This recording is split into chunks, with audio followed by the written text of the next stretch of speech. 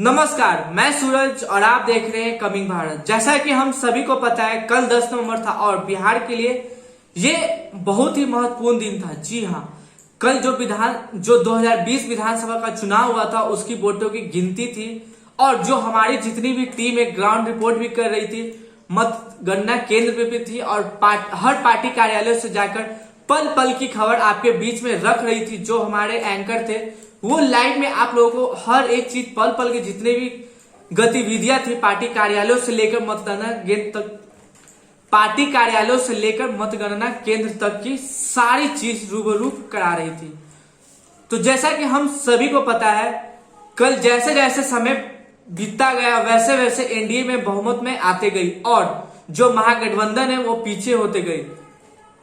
तो अगर देखा जाए तो जो सुबह का रुझान आ रहा था उसमें महागठबंधन की बढ़त बनी हुई थी और जो एनडीए थी वो नीचे थी, लेकिन जैसे जैसे समय बीतते जा रहा था वैसे वैसे ही एनडीए बहुमत में आने लगी थी। तो जैसा कि सुबह का ही बात करें तो जितने भी पार्टी कार्यालय थे तो सभी में सन्नाटा था। थोड़ी देर हुई जब रुझान आने स्टार्ट हुए तो राजद कार्यालय में भीड़ कुछ हुई, लोग वहां पे काफी खुश थे और वो लोग जश्न मना रहे थे। लेकिन जैसे ही समय बदला, जितना बहुमत था एनडीए के पक्ष में गया, वैसे वैसे ही भाजपा कार्यालय में शाम को काफी ढोल बजे, वहां की महिलाएं होली खेली, तिरंगा लहराया गया, भाजपा के झंडे लहराए गए और उन्होंने ये कहा कि अब वोटों की गिनती हो चुकी है और जनता ने एनडीए को फिर से चुन लिया था। जबकि उस समय तक करीबन 70 से 75% ही वोटों की गिनती हुई थी। फिर भी जो भाजपा के लोग हैं उन्होंने ये मान लिया था कि अब एनडीए को जीतने से कोई नहीं रोक सकता है। तो इसी बीच हम बात करते हैं तेजस्वी यादव जी की, जो एक युवा मुख्यमंत्री के रूप में सामने आ रहे थे, लेकिन उनकी किस्मत उनको साथ नहीं दी और वो काफी वोटों से पीछे हो गए, जिनके कारण उनका बिहार का मुख्यमंत्री बनने का सपना अधूरा रह चुका। और हम बात करते हैं वीआईपी की, मुकेश सहनी की, जिन्होंने सिमरी बख्तियारपुर से शाम तक आगे चल रहे थे, लेकिन जैसे जैसे रात होते गई उनका वोट काफी नीचे हो गया और वो सिमरी बख्तियारपुर से हार चुके हैं। जी हाँ, मैं आपको बता दूं कि जो वीआईपी के राष्ट्रीय अध्यक्ष है मुकेश सहनी जी, उन्होंने तेजस्वी यादव को खुद ये चैलेंज दिया था कि यदि तेजस्वी में हिम्मत है तो वो आए और सिमरी बख्तियारपुर से चुनाव लड़कर दिखाए। तो देखा जाए तो अगर अब हम बात करते हैं जो लालू के दो लाल, एक तेज प्रताप और तेजस्वी यादव जी की, जो तेजस्वी जी जो मुख्यमंत्री के दावेदार भी थे वो राघोपुर से खड़ा हुए थे। कहा जाता है कि राघोपुर से शुरू में कांग्रेस का राज था, लेकिन 1995 में वहां से लालू परिवार ही खड़ा हो रहा था। सिर्फ 2010 में वहां से राबड़ी देवी जी हारी थी, लेकिन जब 2015 में चुनाव वहां से हुआ था तो वहां पे जेडीयू आरजेडी की गठबंधन हुई थी, जिसमें राघोपुर से भारी बहुमत से तेजस्वी जी यादव जी जीते थे और फिर 2020 में भी उन्होंने वहां से काफी अच्छी बहुमत से भारी मतों से विजयी अपने आप को घोषित कर लिए हैं। और हम बात करते हैं हसनपुर से, तो वहां का भी जो वोट बैंक है वो राजद के ही खाते में रहता है। तो इस बार भी वो जो तेज प्रताप जी हैं, जो पूर्व स्वास्थ्य मंत्री भी है, वो भी हसनपुर से लड़े थे और वो भी जीत चुके हैं।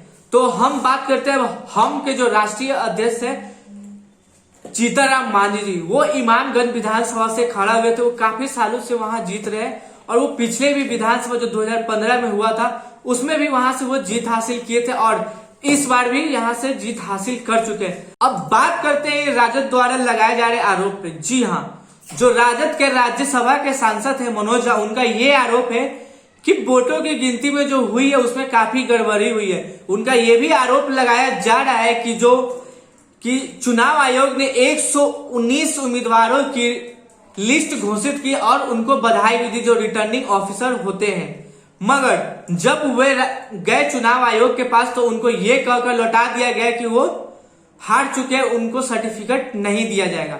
और बात करते हैं भाजपा के जो जितने भी विधायक जीते उनको सर्टिफिकेट मिल चुका है। तो अब देखना यह दिलचस्प होगा कि बिहार की सत्ता या बिहार का मुख्यमंत्री की कुर्सी किसके पास जाती है और इस बार दिवाली बिहार के मुख्यमंत्री के रूप में दिवाली कौन जनता के बीच में मनाता है। बात करें एनडीए की तो अभी कोई खबर वहां से तो आ नहीं रही है कि जिससे ये पुख्ता हो सके कि एनडीए मुख्यमंत्री के रूप में नीतीश कुमार को ही उतारेगी, क्योंकि एनडीए बहुमत में नीतीश जो जेडीयू है उससे काफी आगे है। बात करें एनडीए की तो जेडीयू से काफी आगे है, वहीं जेडीयू काफी घाटे में जा रही है और उनको काफी कम सीट मिली है। और हो ना हो इसका कहीं ना कहीं कारण लोजपा के राष्ट्रीय अध्यक्ष चिराग पासवान जी है। जी हाँ, मैं आपको बता दूं कि चिराग पासवान जी जब भी प्रेस कॉन्फ्रेंस या चुनावी सभा कर रहे थे तो उनका बार बार यही कहना था कि जहां से जेडीयू खड़ा हो रही है वहां पे वो जो मतदाता थे उनसे वो बार बार निवेदन कर रहे थे कि कृपया अपना वोट खराब ना करें। तो हो ना हो कहीं ना कहीं उनके कारण नीतीश कुमार को काफी क्षति हुई है। तो आने वाले समय में देखने वाली बात यह भी, क्या लोजपा जो एक सीट लेकर आई है, 143 सीटों पर लड़ी थी लोजपा, उनके खाते में सिर्फ एक सीट आई है। तो अब देखने वाली बात यह भी होगी, क्या बिहार में एनडीए उनको एक्सेप्ट करेगी या नहीं, क्योंकि उनके जो पिता थे रामविलास पासवान जी, वो एक दिग्गज नेता भी थे बिहार के और केंद्र में मंत्री भी थे। मैं आपको बता दूं कि उनका कुछ दिन पहले ही निधन हो गया था और उनको बिहार का मौसम वैज्ञानिक भी कहा जाता था, क्योंकि उनका इतिहास है, जो भी पार्टियां जीती थी वो उसी में रहते थे और वो भारत के पहले ऐसे नेता थे जो सारे प्रधानमंत्री के साथ काम कर चुके थे। तो अब देखना यह है कि लोजपा का आगे का भविष्य क्या है, क्या लोजपा अब आगे बढ़ पाएगी या नहीं, या फिर से उसको एनडीए का साथ बिहार में मिलेगा कि नहीं, क्योंकि केंद्र में एनडीए के साथ है लोजपा मगर बिहार में नहीं है। और जेडीयू कार्यकर्ताओं या नेताओं द्वारा भी ये बोला जा रहा है कि नहीं, अगर चिराग पासवान फिर से बिहार में एनडीए में एंट्री करेंगे तो उनके तरफ से विरोध किया जाएगा, क्योंकि उन्होंने एक अच्छे छवि के मुख्यमंत्री पे काफी गंभीर आरोप लगाया है। चिराग पासवान जी ने यहां तक कहा था कि जो 7 निश्चय हुआ है उसमें काफी घोटाला हुआ है, अगर उनकी और भाजपा की सरकार बनती है तो उस पर कार्रवाई करेंगे और नीतीश कुमार को जेल भेजेंगे। तो इसके कारण जो जेडीयू के जितने भी कार्यकर्ता थे वो काफी चिराग पासवान और लोजपा से नाराज भी चल रहे थे। और बात करें कि इसको इस विषय को लेकर जब भी भाजपा के कार्यकर्ता या नेताओं से पूछा जा रहा था कि क्या 10 नवंबर के बाद आप एनडीए और लोजपा मिलकर सरकार बनाएगी, तो उनके तरफ से ये बात खारिज कर दी जा रही थी। मगर लोजपा के नेताओं और चिराग पासवान द्वारा बार बार ये बात कही जा रही थी कि आप लोग बिहार की जनता देखिएगा कि 10 नवंबर के बाद यहाँ पे लोजपा और भाजपा मिलकर सरकार बनाएगी।